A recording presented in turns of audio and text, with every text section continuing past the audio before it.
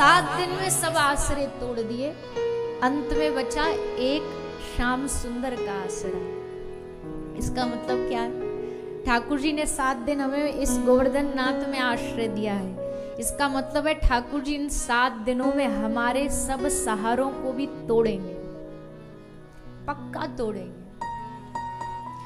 जो यहाँ सचमुच दिल से आके बैठा है ना, उसके सब आश्रय ठाकुर जी तोड़ेंगे।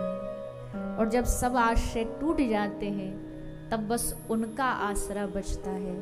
और इसमें कोई लॉस वाली बात नहीं है, इसमें ये कोई घाटे का सौदा नहीं है, बड़े मुनाफे का सौदा है कि सब सहारे टूट जाएं और केवल उनका सहारा बचे। ये तो जीवन की सबसे बड़ी मौज है उसकी, जिसने एक आश्रय से जो जिया है, एक विश्वास से जो जिया है, एक एक एक एक करके धन का आश्रय, तन का आश्रय, बल का आश्रय, ये सब आश्रय ठाकुर जी तोड़ दें। और जब 7वें दिन हम यहाँ गिरिराज धरन में उठे तो एक ही आश्रय बचे, श्री गिरिराज बाबा का आश्रय, श्री गोवर्धन नाथ का आश्रय। ये भाव है 7 दिन का। 7 दिन की श्रीमद् भागवत का इस गिरिराज जी की तलहटी में बैठ के, इस गिरिराज जी की कंदराओं में बैठ के क्या गिरिराज जी का स्वरूप है। और अब तो देखो ठाकुर जी की कृपा से मौसम भी ठाकुर जी ने ऐसो बना दियो कि आहा, मतलब निकुंज साक्षात श्री गिरिराज धाम पर उतर आए ऐसा अनुभव हो जाए। सुंदर सुंदर अनेक कुंड गिरिराज जी में हैं, अनेक वन हैं, लता पता विश्राम स्थल, न जाने कितने प्यारे प्यारे स्थान श्री गिरिराज जी। और देखो गोवर्धन नाथ की भक्ति में 2 भक्ति सबसे प्रमुख है। यहां 2 भक्ति रस के उपासक सबसे ज्यादा पाए गए। पहला है सख्य रस। गोवर्धन नाथ में बहुत सख्य रस के उपासक रहे हैं, क्योंकि यहाँ श्री वल्लभ महाप्रभु विराजे, श्रीनाथ जी विराजे,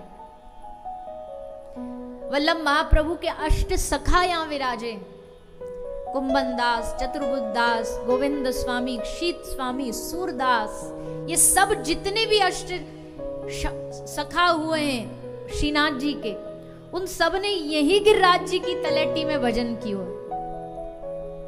श्रीनाथ जी यहां से दूर नहीं है। गिरिराज जी में 2 मुखारविंद है, एक तो यही है थोड़ी सी दूर पे सीधे हाथ को, एक है उधर जहां पुष्टि संप्रदाय से भजन होता है, उस पद्धति से पूजा होती है। तो वहां पर श्री गिरिराज जी का आज भी श्रीनाथ जी का बड़ा सुंदर प्यारा मंदिर है। यद्यपि जो मूल श्रीनाथ जी हैं वो तो उदयपुर में विराजे हैं। वृंदावन के कुछ ठाकुर जयपुर चले गए, गोविंद देव जी, मदन मोहन जी करौली चले गए, और श्रीनाथ जी चले गए उदयपुर नाथद द्वारा। पर स्थान अभी भी है और बड़ा सुंदर स्थान है। वहां जाकर के सारे 8 जो सखा होते वो सब श्रीनाथ जी को रोज नए नए भाव सुनाते थे, रोज नए नए भाव सुनाते थे। और सब सखा मानते थे ठाकुर जी को, सब अपना कन्हैया को अपना यार मानते, अपना सखा मानते। एक दिन का भयो, 8 सखाओं में से एक सखा है श्री गोविंद स्वामी। तो अब सखाओं में तो भैया खेल चलता ही है, दोस्त दोस्त मिलेंगे तो कुछ खेलेंगे। तो ठाकुर जी बोले गोविंद सखा को कि सखा आज हमारो मन कर रहे हो गिल्ली डंडा खेलवे को। गोविंद सखा बोले आ जाओ, है जाए एक एक बाजी, हम भी मैदान में उतरे, तुम भी उतरो, देखे कौन जीते गो। अब दोनों मैदान में उतर आए, गिल्ली डंडा को खेल शुरू भयो। और गिल्ली डंडा जैसे खेलना शुरू भयो, अब बताओ भक्त और भगवान अगर खेल रहे हो तो हारेगो कौन? बोलो ना। हाँ, ब्रज वाला भाव सोच के उत्तर देना, अकल वाला नहीं। कहते ना ब्रज में अकल की दखल नहीं है, ब्रज में अकल लॉजिक नहीं चलता। लॉजिक तो ये कहता भी भगवान कैसे हार जाएंगे, भगवान ही जीतेंगे। पर ब्रज में उल्टो है। ठाकुर जी ये मजा आवे जब उनको कोई सखा जीते। वहां में उनको बड़ी खुशी हुई, जानबूझ के जितवा में। तो आज ठाकुर जी ने गोविंद स्वामी को जिता दियो, जीत गए गोविंद स्वामी। अब ठाकुर जी की बारी आई। अब ब्रज भाषा में कहें, आप पतो ना आपकी दिल्ली वाली भाषा में कहा कहें, पर जब टर्न, शायद यही अंग्रेजी शब्द होगा उसका, पोत का, ब्रज भाषा में बोलते हैं जब जिसकी टर्न आती है खेल देने की, उसको ब्रज भाषा में पोत बोलते हैं कि अब तेरी पोत है, जा। जैसे छुपन छुपाई खेलोगे तो अब एक की टर्न आई छुपवे की, एक की ढूंढवे की। तो ठाकुर जी की जब टर्न आई, पोत जब आई, देने की बारी आई, तो ये तो बड़े चतुर चालाक हैं। सोई गोविंद स्वामी ते हाथ छुड़ा के भग गए और अपने मंदिर में जाकर के छुप गए, श्रीनाथ जी के मंदिर में जाके दरवाजो लगा दियो। अब तो महाराज गोविंद सखा तो एकदम लाल पीले है गए, बोले जब ते खेल रहे हो, जब ते हम कर रहे, जब तक तो कोई बात नहीं। और जैसे ही अपनी बारी आई पोत देवे की, सोई भगे आयो। सो गुस्सा में आए गोविंद सखा और आके श्रीनाथ जी के दरवाजे पे लठिया लेके ठाड़े गए, लठिया लेके खड़े हो गए। और भीतर जो श्रीनाथ जी बेचारे बैठे हैं, आज विट्ठलनाथ स्वामी ने भोग लगायो भगवान को। अष्टयाम की सेवा में 8 बार भोग लगता है, हर बार ठाकुर जी भोग रोकते हैं, पर आज भगवान का समझ लो डर के मारे टेस्ट ही खत्म। आज भोजन आरोगने की हिम्मत ही नहीं है रही। क्यों? डर लग रहा है, कांप रहे खड़े खड़े, ना कुछ खा रहे, ना पी रहे, ना हंस रहे, ना बोल रहे। तो गोसाई जी बोले, प्रभु आज कैसे तुम्हारे मोड़े पे छत्ती सी छपी हुई है, का भयो? तो बोले मोको बड़ो डर लग रहे हो है। गोसाई जी हंसे, बोले दुनिया तुम ते डरे वारी, तुम कौन ते डरो? बोले वो सखा ठाड़ो बाहर डंडा लेके, मोको आते डर लग रहे हो, मोको मारे हो। तुमको मारेगो काहे को? बोले पूरी कहानी तो वही ते जाके सुनो। अब चोर अपनी चोरी थोड़ी बताता है कि हम गड़बड़ किए बैठे हैं, ये थोड़ी ना बता देंगे। बोले पूरी कहानी तो उनते ही सुनो जाके। सो गए गोसाई जी बाहर, तो गोविंद सखा डंडा ले गुस्सा में ठाड़े। बोले काय को गुस्सा हो रहे हो? तब गोविंद स्वामी ने पद गायो, और पद में लिखा है, क्या कह रहे हैं? बोले पोत लेके भजी आयो गवार। ठाकुर जी को क्या शब्द का उपयोग कर रहे हैं? बोले यू गवार है, गवार। पोत लेके भगायो, जब यहाँ की बारी आई देवे की तो भाज आयो। पोत लेके भजी आयो गवार, खोली किवार, धस्यो घर भीतर सीख दिए लगवार, पर कबहू तो निकसे गो बाहर। कबहू तो निकसे गो बाहर, ऐसी दूंगो मार। और गोविंद स्वामी सो बैर अब करके, सुख ना पावे गो यार। मोते बैर करके तू भीतर धस तो गए, पर कभी तो निकसे गो बाहर, कभी तो निकरे गो जब देखियो तू, तब असली यारी पतो चलेगी तो को। विट्ठलनाथ स्वामी समझ, अच्छा तो यही मारे ये डर पे बैठे हैं। क्यों? क्योंकि इन्होंने धमका रखे एकदम। ठाकुर जी को तो ब्रज में खूब धमकियां मिलती हैं, और उन धमकियों से ठाकुर जी बड़ी जल्दी कांप जाते हैं, डर जाते हैं। तब जाकर के विट्ठल गोसाई जी ने गोविंद स्वामी को कही, भैया या बेचारे को काय को डर पा रहे हो? न खा रहे हो, न सो रहे हो, न पी रहे हो, पानी भी आके गले ते नीचे ना उतर रहे हो डर के मारे। अरे आपको सखा है, प्यारो सखा, माफ कर दो चलो। बोले एक ही शर्त पे माफ करेंगे, वाकू कहो तुरंत आए, सब काम छोड़ के पोत दे अपनी, तब माफ करेंगे। बोले हाँ ये हम करवा देंगे, चलो पर मारियो मत वाकू, आए तो प्यार ते बात करियो। भाई यूं ही डर लग रहे हो कि हम आए बातचीत कछु नहीं होगी, सीधे डंडा मारेगो, तो जा मारे ये डर के बैठो। बोले ना हम गारंटी दे दिए उन्होंने कि मारेंगे नहीं, बस आ जाए बाहर। तब गोसाई जी ने जाके ठाकुर जी को समझाई, देखो बढ़िया है तुम चुपचाप चले जाओ, अब नहीं जाओगे बाद में जाओगे तो कुटाई होगी, तो याते बढ़िया अभी चले जाओ, मारेगो नहीं पर पोत दे आओ। तब ठाकुर जी डरते डरते वह बाहर आए, और जैसे आए गोविंद स्वामी ने देखी सामने ठाकुर जी को, और ठाकुर जी को देख के गुस्सा तो उनको वैसे ही पहले ही फुर रह गए ठाकुर जी को देख करके। भगवान ने आकर के अपनी पोत दी और दोनों सखा फिरते आपस में मिल गए। तो ये है सख्य भक्ति।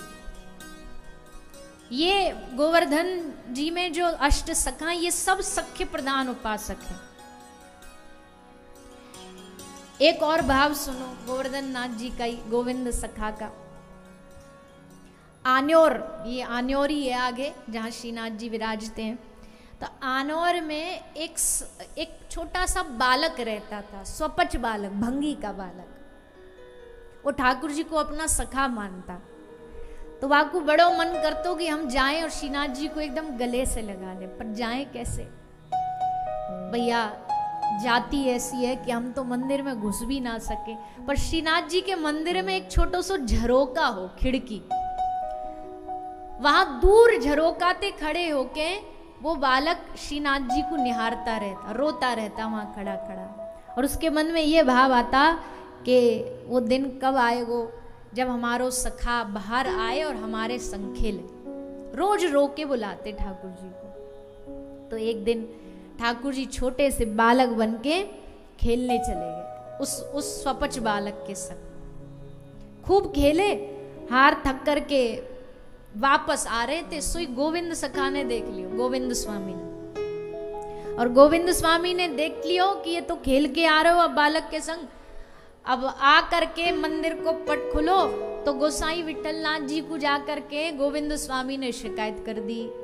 बोले ये आज छूने योग्य नहीं है। क्यों? क्यों? ये सुपच बालक के संग खेल के आयो, वा के संग खेल के आयो। अब शिकायत कर दी।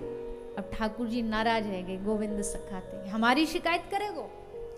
गोसाई जी थे हमारी शिकायत करके आयो। गोविंद स्वामी बोले काय को ना करेंगे, पतो तो लगनो चाहिए कि उनको लाड़ लो, का काम कर रहे हो। विठल गोसाई जी ठाकुर जी को अपना बालक मानते थे, बेटा मानते थे। तो बोले पतो तो होनी चाहिए बेटा कहाँ जा करके का कर रहे हो।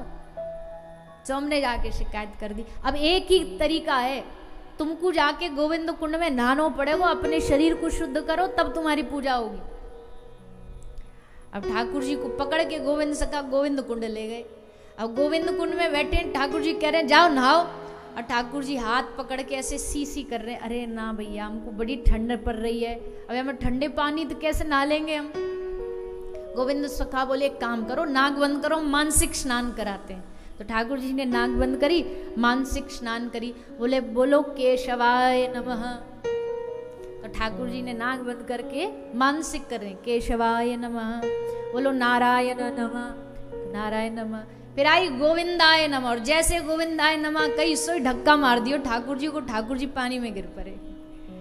पर ठाकुर जी भी बड़े चतुर हैं, जैसे गिर रहे सोई गोविंद स्वामी को हाथ पकड़ के वो भी खींच लिए भीतर। बोले हम तो डूबेंगे सनम, पर तुम्हें भी ले डूबेंगे, हम अकेले गाय को ठंड में मरे, तुम भी आओ संग में। सो उनको पकड़ के खींच के खुद ले आए पानी में, और दोनों पानी में गोविंदाय नमो नमः। अब ठंड में नालिए ठिठुरते हुए आए। अब जैसे मंदिर को पर्दा खोलो आज, तो ठाकुर जी सी ठंड के मारे कर रहे। गोसाई जी बोले आज कहाँ उदम करके आयो, क्योंकि ठाकुर जी के जो पुजारी होते हैं ना, जो अंग सेवक होते हैं, देखो ये जितने भी ब्रज के मंदिर हैं सब जगह ठाकुर जी के अंग सेवक हैं। तो कई बार ऐसा देखने को मिलता है कि कभी कभी आज के समय को देखते हुए कुछ लोगों की उनमें अश्रद्धा हो जाती है, कुछ मांग लिया, कुछ बोल दिया, या कभी कभी भीड़ भाड़ में कभी व्यवहार ऐसा ऊंच नीच हो ही जाता है। तो स्वाभाविक है कि एक अश्रद्धा पैदा मन में आ जाती है। पर देखो व्यवहार में ऊंच नीच हो जाए कोई बात नहीं, पर हमें ये सोचना चाहिए कि ये ठाकुर जी के निज अंग के सेवक हैं। ये सौभाग्य सबको नहीं मिलता है कि वहां जाके अपने हाथों से ठाकुर जी की सेवा कर रहे हैं। ये कितना बड़ा सौभाग्य है, और वो भी उन ठाकुर जी की जो मूर्ति बस नहीं है, साक्षात भगवान है। और उनको जो सच्चे हृदय से सेवा करते ना, उनको कितने ऐसे अनुभव होते हैं हर रोज कि भगवान आज कोई लीला करके आ रहे हैं, आज मंदिर की घंटी बजी, पर्दा खुला तो बांसुरी टेढ़ी है। क्यों? क्योंकि जल्दी कहीं से भागे भागे आए थे किसी के भक्त से, तो इतने में बांसुरी धारण किए, तब तक पर्दा खुल गया। तो ये सब दिखने को मिलता है कभी कभी। ठाकुर जी के अंग सेवक ये ठाकुर जी स्वरूप होते हैं। तो विठलनाथ स्वामी जी समझ गए कि आज कुछ हुआ है, तो ठाकुर जी ने पूरी कहानी बता दी विठलनाथ स्वामी को कि आज हमको गोविंद सखा ने धक्का दे दियो। तो विठलनाथ स्वामी बोले अब तुम जानो, तुम्हारो सखा जाने, हमको कहा पतो, तुम दोनों आपस में निपटाओ। तो ठाकुर जी ने आपस में कैसे निपटाओ? गोविंद सखा ने बोली अब तो एक ही तरीका है, तुमने जो अपराध करो वाकु क्षमा करने को कहा, बोले तुम घोड़ा बनो और हम तुम्हारे पीठ पे बैठेंगे। तो ठाकुर जी उस सखा की प्रसन्नता, गोविंद स्वामी की प्रसन्नता के लिए तुरंत घोड़ा बन गए और उनकी पीठ पे गोविंद सखा बैठ के पूरे गिरिराज जी में गोविंद कुंड में चिड्डी खा के आए। ये है सख्य भक्ति। तो गोवर्धन जी में पहली भक्ति हो गई कौन सी? सख्य भक्ति। अब चाहे वो सूरदास जी लगा लो और भी कई सारी अष्ट सखाओं की कथाएं आगे, अभी तो 4-5 दिन हैं, रोज कुछ ना कुछ भाव आएगा, सुनेंगे। तो ये हो गई सख्य भक्ति। इसके आचार्य हैं श्री वल्लभ महाप्रभु, पुष्टि मार्ग। अब दूसरी भक्ति सुनिए।